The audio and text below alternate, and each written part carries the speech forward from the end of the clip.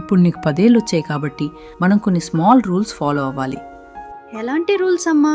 మొదటిది, నువ్వు ఏడవటం వల్ల అన్నీ సాల్వ్ కావు. ఏదైనా ప్రాబ్లం ఉంటే క్లియర్ది చెప్పాలి, ఏడ్చి సాధించకూడదు. That is called communication. రెండవది, నీ హోంవర్క్ నువ్వే చేసుకోవాలి, వేరే వాళ్ళ మీద డిపెండ్ అవ్వకూడదు. నీకేమైనా డౌట్స్ వస్తే హెల్ప్ అడగాలి. That is independence. మూడవది, బొమ్మలతో ఆడుకున్న తర్వాత వాటిని ఎక్కడ తీసావో అక్కడే పెట్టాలి. That is being organised. నాలుగవది, బ్యాడ్ వర్డ్స్ అస్సలు వాడకూడదు. That shows respect.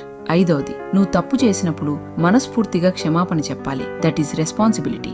ఆరవది, తెలిసిన వాళ్ళని చూసినప్పుడు మంచిగా పలకరించాలి. That is good manners. ఏడవది, ఇంటి పనుల్లో అమ్మా నాన్నలకు ఇష్టంగా హెల్ప్ చేయాలి. That is sharing. ఎనిమిదవది, నీకు ఏదైనా అర్థం కాకపోయినా లేదా డౌట్ వచ్చినా మౌనంగా ఉండకుండా వెంటనే అడిగి తెలుసుకోవాలి. That is honesty. తొమ్మిదవది, కారణం లేకుండా కోప్పడ్డం, చిరాకు పడ్డం చెయ్యకూడదు. నీ ఎమోషన్స్ ని కంట్రోల్లో ఉంచుకోవాలి. పదవది, ప్రతిరోజు కొత్తగా ఏదైనా నేర్చుకోవడానికి ప్రయత్నించాలి. That is growth. సరే అమ్మా, నాకు అర్థమైంది. Very good.